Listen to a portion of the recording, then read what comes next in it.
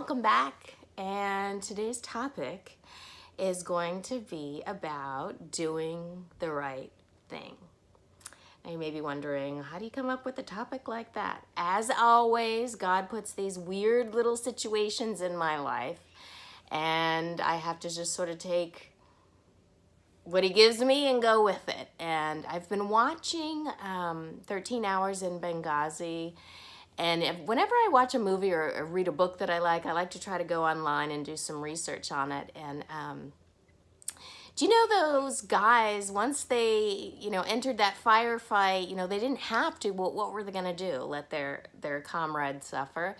So they lost their jobs, they lost a lot of money, they lost their security clearance, they lost a lot of stuff sacrificing themselves that day. And I was watching one of them give a video, a lecture, and I was watching it on YouTube. And he was saying that even though they lost all this stuff, they won't regret anything that they did that day because they did the right thing. And it really struck me, it's so much easier to not do the right thing. It's so much easier to take the path of least resistance, that I thought it was really interesting when he said, always do the right thing. And I was watching, I don't know if you guys have been following the Unsolved Tupac Biggie Smalls murder. I watched that series too. And it was the same sort of thing, that detective Russell Poole, he was doing the right thing. He was fighting Goliath. Once again, doing the right thing is never the path of least resistance. There's always going to be some sacrifice involved. And you may not ever see the results of your good work or your good intentions, but sometimes there's light at the end of the tunnel. And something happened. Now, first of all, let me preface this. This was way back in the 90s, or early 90s, early mid-90s. I was seeing this guy, and I was seeing him like over the course of a couple of years, but it never became like a serious relationship. But I really liked this boy. I liked him a lot. And so whenever he called, I was, ready to go and meet up and do whatever. So he had called me out of the blue, and I had found out that he was engaged. And I was the type of person back then who didn't ask questions, mainly because I probably just didn't want to know the answers. You know how sometimes ignorance is bliss. I'm not that person now. Now I'm very much, I need to know. I need everything to be open and upfront and honest. So that's not who I am now. But back then, I was a much more quiet, shy sort of a person. And so he had called me up, and we hung out, and we spent the day together. And he had to go to his parents' house to water the lawn, and, do all those things that you do, collect the mail, those things that you do for your family when they go out of town. And so it was there that we were intimate, okay? And what was odd is I remember in the mantle of the fireplace in the living room, there was an engagement photo of him and this girl. And so I kind of was like, all right, why is he calling me if he's still engaged? Or maybe the engagement's off, but yet why is there a picture on his parents' fireplace mantle of them in their engagement photo? So I was very confused, and I finally was so curious I just had to ask.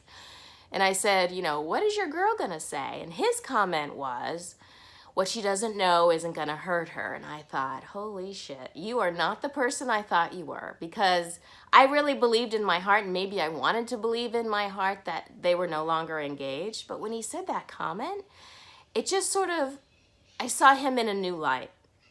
And it was right then at that moment that I was completely over this guy. I had no interest in him at all. And I felt like a fool.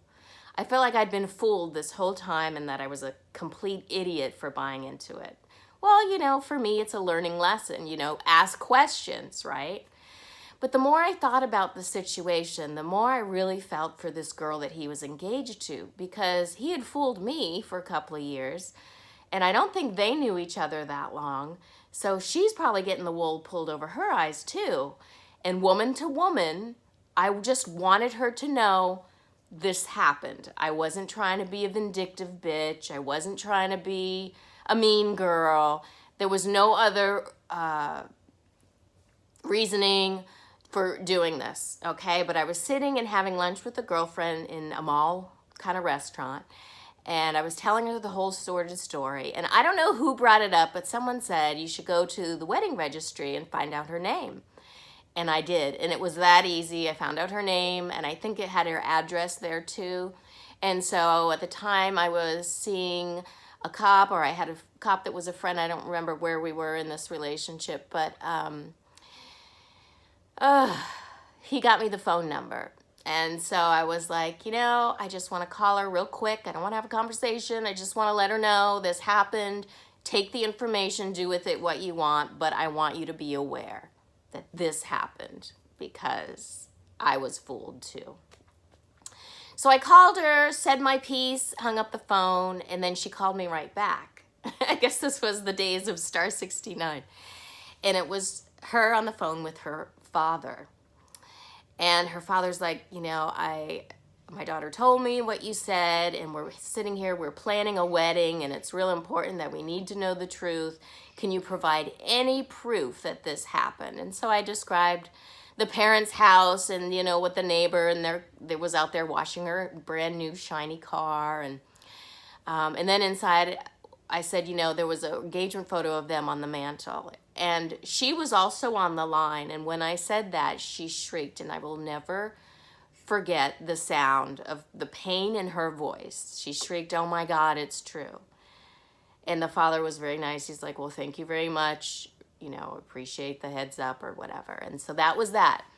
Of course, he called me, the guy, and then, of course, threatened to come and kill me. I ruined his life and this and that and the other. And so anyway, that was the last of it. And I never knew. This was early 90s, and I never knew, did she heed my advice? Did they break up? Did they get married? Wonder what happened, I hope she understood the reasoning that I did it. It wasn't the easy thing to do, but I felt like it was the right thing to do. But I always wondered, did I ruin his life? I don't want to ruin anyone's life.